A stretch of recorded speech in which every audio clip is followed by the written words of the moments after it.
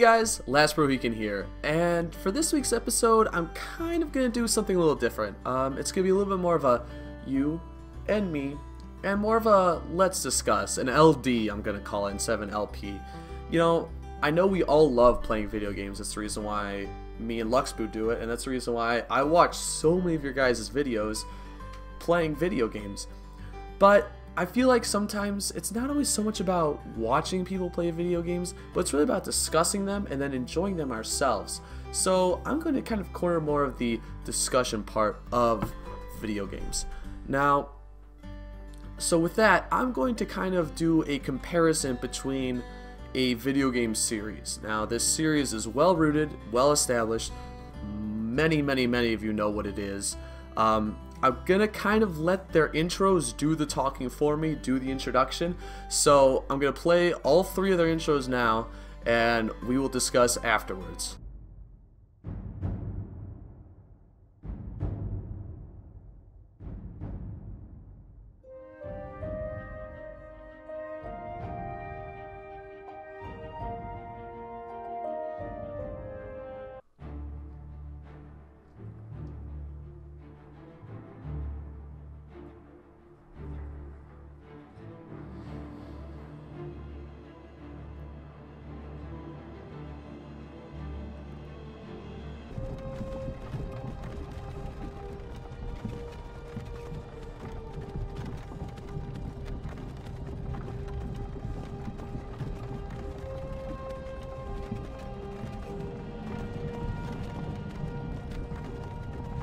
Now, I'm hoping, praying that seeing those three intros gave you guys some contextual clues as to what game series I will be talking about. Also, if you just didn't read the description below. But what I will be talking about is the Elder Scrolls series, or the Elder Scrolls Anthology, as what is officially known as. Before I continue on with the series, or the Anthology, is that I'm sure a couple of you are asking yourselves, or me, but Last Mohican, why not talk about Elder Scrolls 1 or Elder Scrolls 2? And those are very valid questions.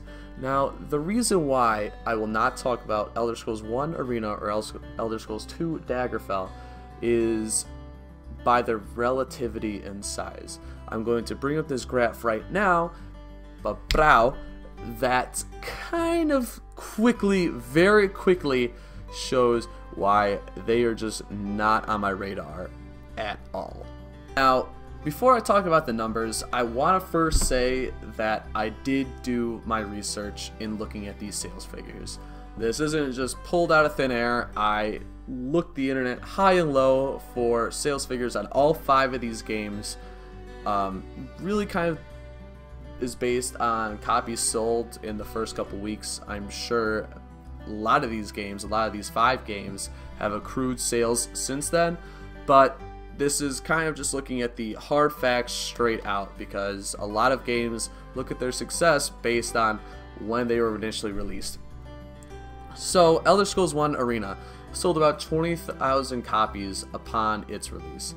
Then Elder Scrolls 2 I could not find. I looked everywhere to find some sales figures on Elder Scrolls 2. Nowhere to be had.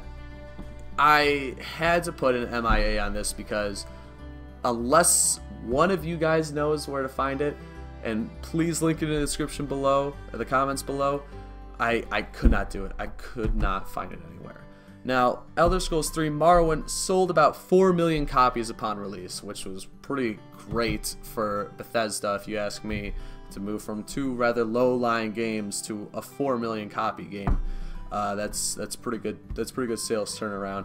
Then Elder Scrolls IV Oblivion sold 3.5 million, a little bit lower, a little bit of a dip in the sales, but I mean, still a rock-solid game. And then blowing everyone out of the water, just completely setting the bar for Bethesda and for RPGs, was Elder Scrolls V Skyrim with 20 million copies upon release.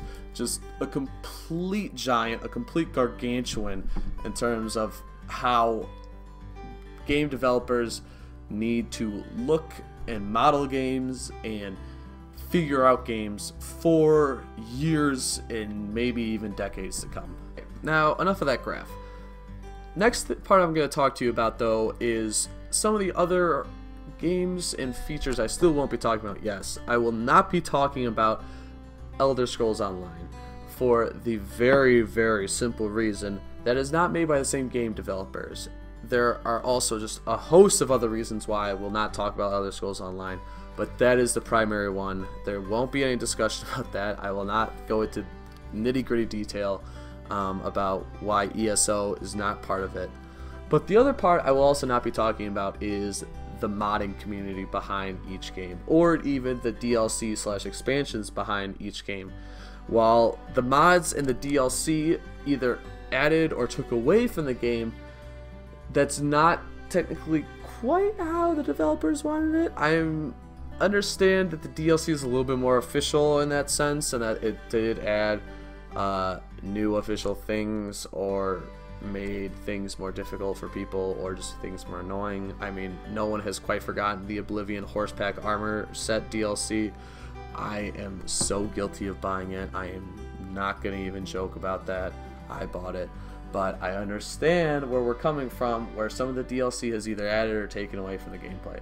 But that is not why we're here today. That is not why I'm making this video. So ESO and DLC and mods are not going to be talked about in this video. If you want to talk about it in the comments below, by all means, please. I will read them, I will comment on them, I will do whatever you want me to, but they will not be here. However, one thing I will talk about, which maybe be a little bit scandalous right now, is Elder Scrolls VI blankety blank. I know there's been a little bit of talk about what Elder Scrolls VI could and might be. I know Bethesda is planning on releasing an announcement very, very soon as to at least the name or the premise behind it. I have a couple of ideas of my own as to what it might be, but we will talk about what it could learn from the last 3 games, from Elder Scrolls Morrowind, Skyrim, and Oblivion, to what it could be implementing now. Do I think that they will be actually implemented? I don't know. We can talk about that later, though. Okay, now I will be talking about the Elder Scrolls series in reverse chronological order. So I will be talking about Elder Scrolls Skyrim first. Now, let's be honest with ourselves here. Elder Scrolls V Skyrim is just a demigod in terms of games. In the sense of that it did so well for the RPG series. It did amazingly for the RPG series. It has over 220 game awards assigned to it alone.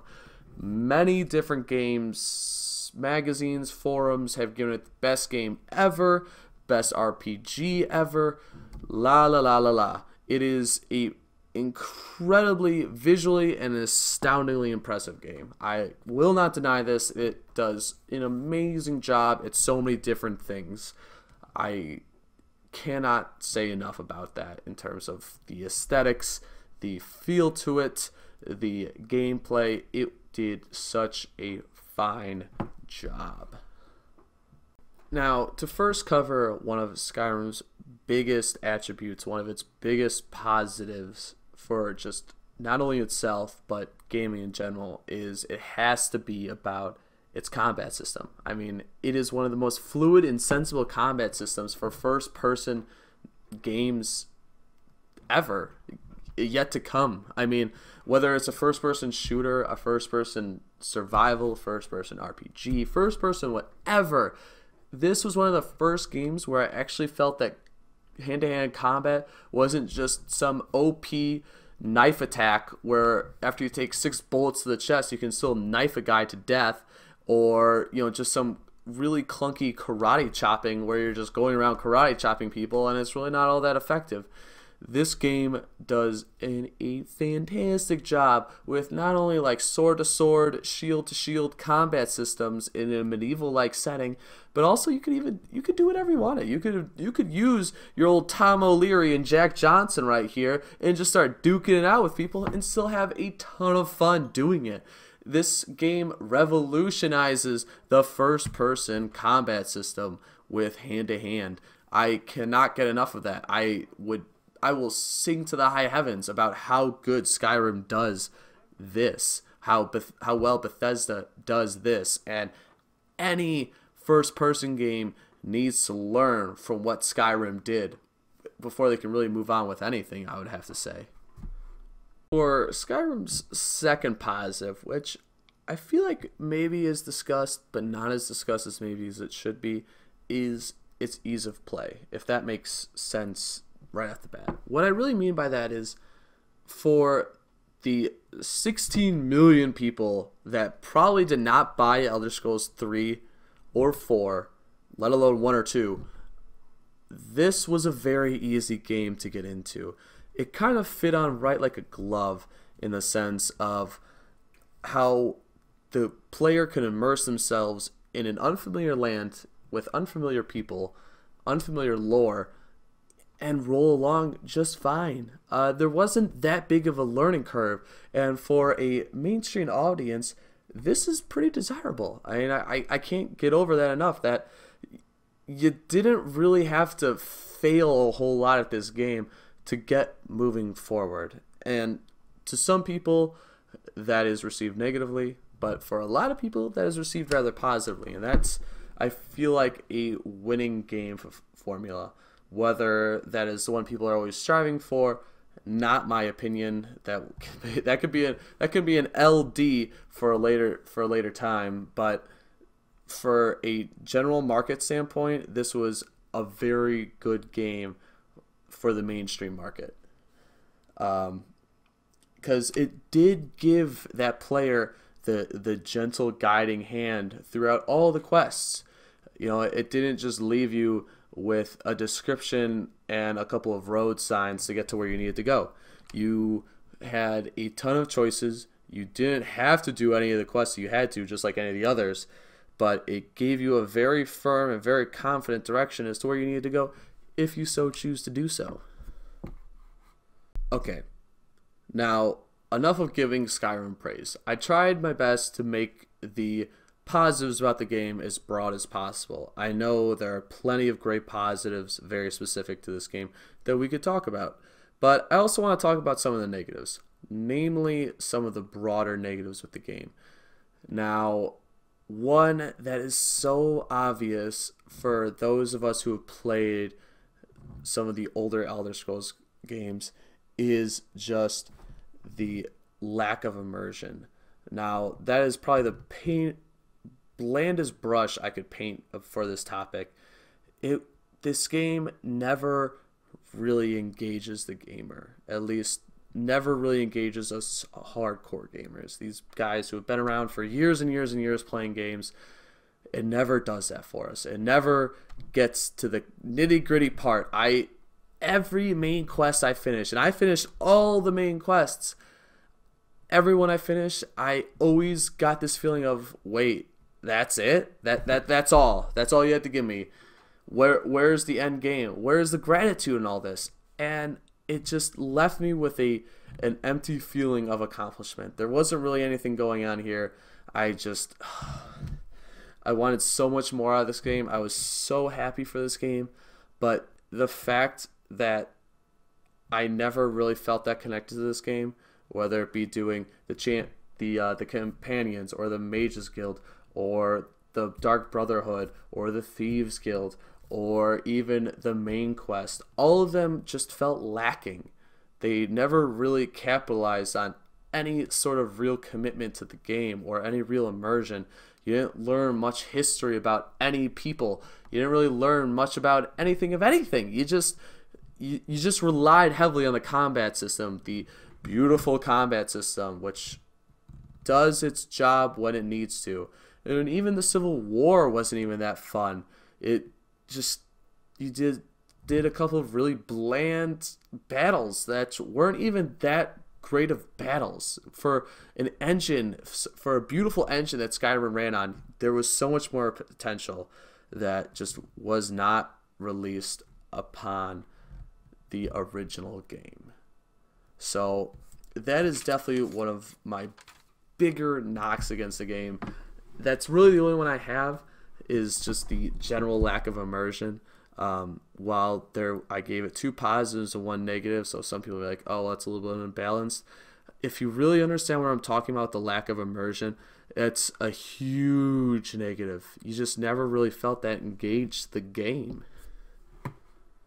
Now, moving on from Elder Scrolls Skyrim, we're going to be talking about his older brother, which is Elder Scrolls Oblivion. Now, Elder Scrolls Oblivion may be kind of considered his scrawny, less successful, less attractive looking older brother, but it still holds a personal place in my own heart. I, in fact, had the most fun out of Elder Scrolls Oblivion. Now, I'm going to talk about some of its positives, some of the things that I really enjoyed, and we'll also talk about some of its negatives where it maybe fell apart. Now, Elder Scrolls Oblivion, in my opinion, had some of the best quest lines, the best storytelling out of the 3.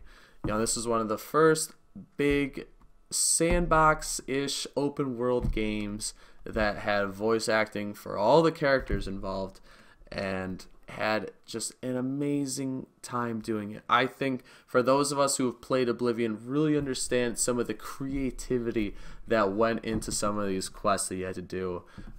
I mean, look at the Dark Brotherhood quest line. Oh my god, this quest line was a masterpiece. There was so many unique and amazing quests that came along with it. And then you also had things like the Mages Guild that had also its own brand and its own really cool, unique quest lines. Like, who can forget in the Mages Guild that when you were ordered to go down into a well and retrieve a ring that was actually meant to kill you because of how heavy it was. Just like, who can forget in the Dark Brotherhood questline when you had to go into a house and murder every person or plot them all against each other like some crazy mess up game of Clue.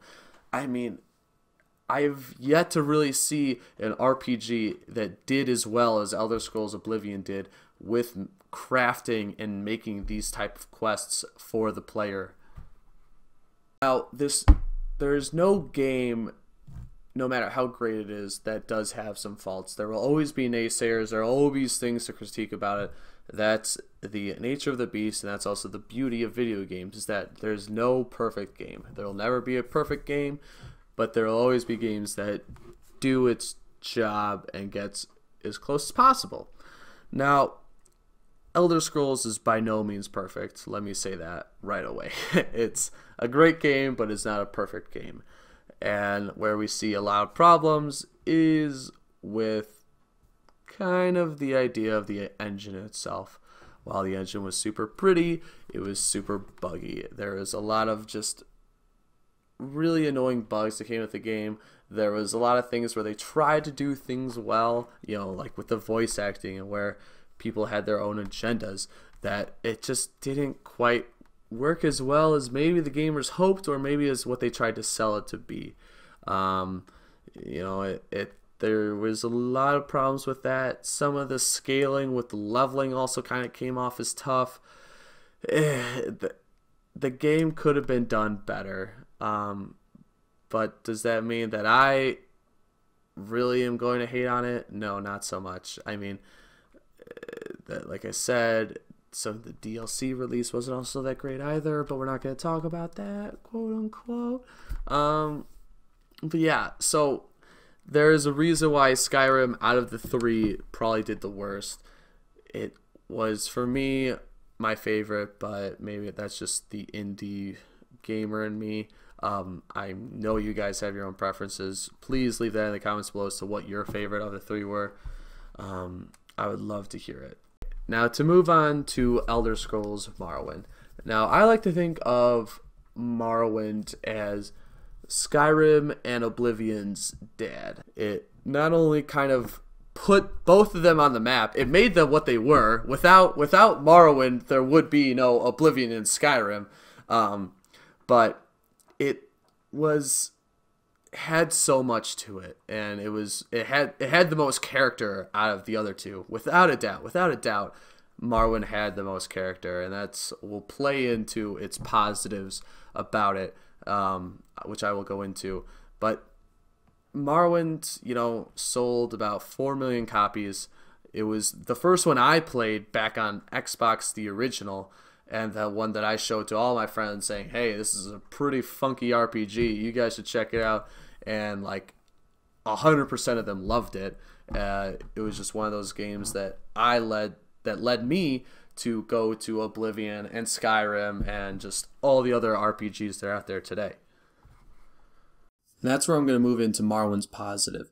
This game, without a doubt, amongst its other relatives, son or brother, Marwyn is without a doubt one of the most lore-rich Elder Scroll games out there. I mean, this game should be a pinnacle of what it means to have a rich backstory, a rich quest line, a rich whatever to a game. You know, if you ever wanted to know the history of Tamriel, if you ever wanted to know the history of any game, this game is the one that you should use as a rule book for how to really create a deep backstory.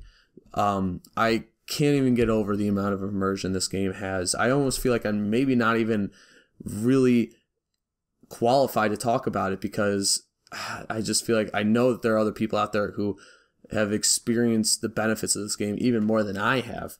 And I think that's something that still can be considered today, is that there are still so many people out there that say that if you want a great RPG, then look no farther than Morrowind. Morrowind is the poster boy of great RPGs. And if you're ever in the store for looking for one that is maybe a little bit forgotten, maybe a little underrated, then you gotta pick up Marwyn. You gotta do it. Now, with its positive, I also gotta talk about its negative. I know I gave a little bit more justice to Skyrim and Oblivion, but I'm gonna just keep it to 1 and 1 for Marwyn, because the biggest negative, and it's just looking back on it now, which maybe is a little bit unfair to the game, but is how poorly it is aged. Oh my god. That game has literally aged like old milk.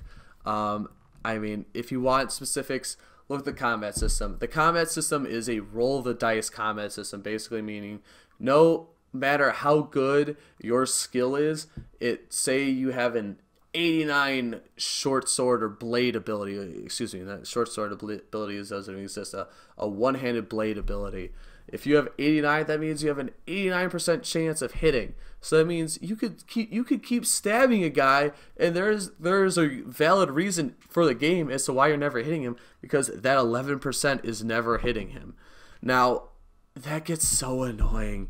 Playing a game like that, playing a game that's so old school in the combat system, it's like, oh my god, how is this a thing? How are we able to ever play with this? Like, I know so many of us revisit Marwyn and are just like, ugh, this is so tough to do. I mean, it is a bore to get through. But to be honest, once again, I have to fall back on its positive that the reason why I was able to play it for quite a few hours was because of the richness of it. I was able to just get sucked back into that. I was able to just explore the world and explore the nostalgia that I remember when I was younger. I mean, but once again, going right back into the combat, I was like, oh, woof.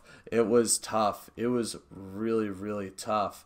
But, I mean, to be honest, like, for those of us who have not played any of the Elder Scrolls series, I would highly suggest playing Elder Scrolls Morrowind first, just to really get a taste of what it means to play a classic game, a game that will hopefully be remembered in the history books for classic gaming.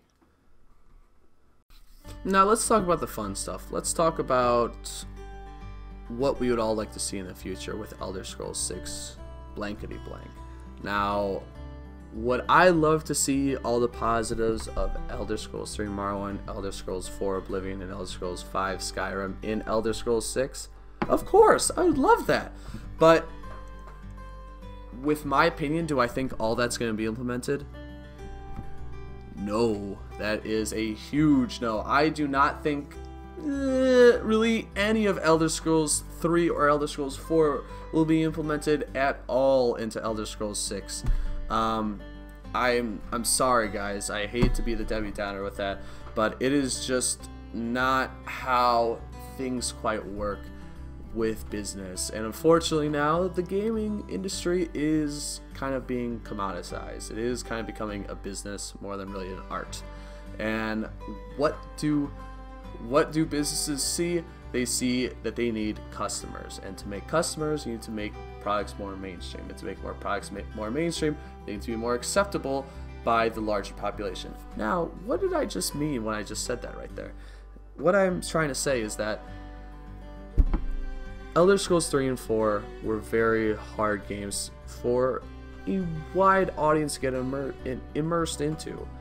I mean, let's be honest. We can go back to those sales numbers if you really want me to pull up a graph again. If you really want me to be the graph guy, I will pull up that money talks and BS walks. And when you're trying to turn a profit, whether you're Donald Trump or just a video game developer, that's what it boils down to, is you're looking to make some money. And you're looking to make some money, whether it is to be profitable or to make another video game. And I think Bethesda saw that, guys, we need to make money, we need to turn a profit, we need to do great. And they saw that, hey, we did great with Skyrim, so let's keep doing what Skyrim already capitalized on. Let's make a better combat system, let's make it more visually appealing, let's make it something that's easier for gamers, because how do you reach market acceptance? How do you make it likable by the entire gaming market? Is by making an easy, immersive game, a game that you can immediately get into and that really takes no learning curve. That's why we see games with high learning curves, games that are really tough for gamers to get around, to wrap their head around, to do things with, like heavy simulator games, or things like, or games that are very hard on you from the beginning, like Dark Souls. These games aren't widely accepted by the gaming industry. I know that there are plenty of us out there that are like, oh, well, I love these games. Like, what do you mean that they're not widely accepted? I get that a lot of us really like these games. I have these games themselves, but we're talking about gaming from the age of 8 to the age of like 60 nowadays. And so when you look at people on the fringes like that, and then excluding everyone in the middle, the people in our 20s and 30s who really grew up with gaming, these people maybe aren't that experienced with games and are really just trying to get immersed themselves into it. Now, to get themselves immersed, they need a smaller learning curve to get into video games. Now, what does Skyrim do incredibly well? It prevents an incredibly small learning curve for gamers to get into it and enjoy it. Like, it is an enjoyable game. Like, it is a game that's visually appealing and striking. You're like, wow, look at all these things that are going on. Look how strong I can be. Look how I just slayed that dragon. That's so cool. That's all great. And that's what we're gonna see.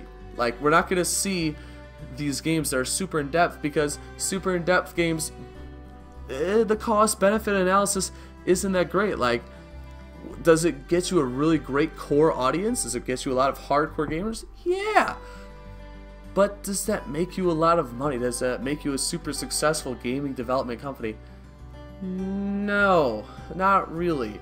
I'm sorry. Like, I hate to be the bearer of bad news if this is new to anyone, but that's why we see games taking directions they are today. That's why we see games like Call of Duty, or even the late Medal of Honor, or Battlefield, like taking on these crazy different like forms of like, well, what happened? Like, what happened to Call of Duty World War II? What happened to Battlefield 1942? What happened to these games? I thought those were great games, but why are we getting all these weird spin-offs now that are just like super easy? Well, because they achieve a wider market acceptance. They achieve what more people want. I mean, not everyone wants to play World War II games. Not everyone wants to just be thrown into a random land and say, hey, follow these two road signs that are a mile away from each other. You'll find some random cave, and inside that random cave, you'll have a very nondescript crypt that you need to loot, and before that nondescript crypt, you have a giant frost atronach that's trying to murder you, that's 20 levels above you. That is a complete Marwyn reference if you don't understand. These games are great. These games hold a lot of depth to them. I'm not knocking on any of the older games by any means at all. But what I'm saying is that the gaming industry has found a new trend, and finding the new trends is hitting marketplace acceptance. Basically meaning making sure that as many people enjoy your games as possible. And they found that Skyrim really does that very well. So they're going to build on Skyrim's positives, maybe try to mitigate their negatives, but the idea that the lack of immersion never really affected that much. You know, that's why it's rated as one of the best games ever of all time, because it looks super flashy and it looks super cool, and it had just enough immersion to say, hey, you know what, this game's alright. So Elder Scrolls VI blankety blank is probably going to be something of the same vein. You know, if I ever do another Let's Discuss about Elder Scrolls 6, it'll probably be talking about what it built from Elder Scrolls V Skyrim, its older brother. Guys, I hope you enjoyed watching this. Sorry if this ran a little bit long for you. I hope it was informative. If you're new to the channel, please hit that subscribe button. If you're new or old, hit that like button, and then please post your comments below. I would love to hear your comments about what you think about Elder Scrolls 3, Elder Scrolls 4, Elder Scrolls 5, and what my own thoughts were on Elder Scrolls 6. There's going to be a lot of discussion on what Elder Scrolls 6 really is going to be. I want to know what you guys think. I want to know where you guys think the gaming industry is going to go, and I'd love to hear more from you guys. So, as always, guys, this is Last Mohican from Gamer Gamut, and happy gaming, gamers.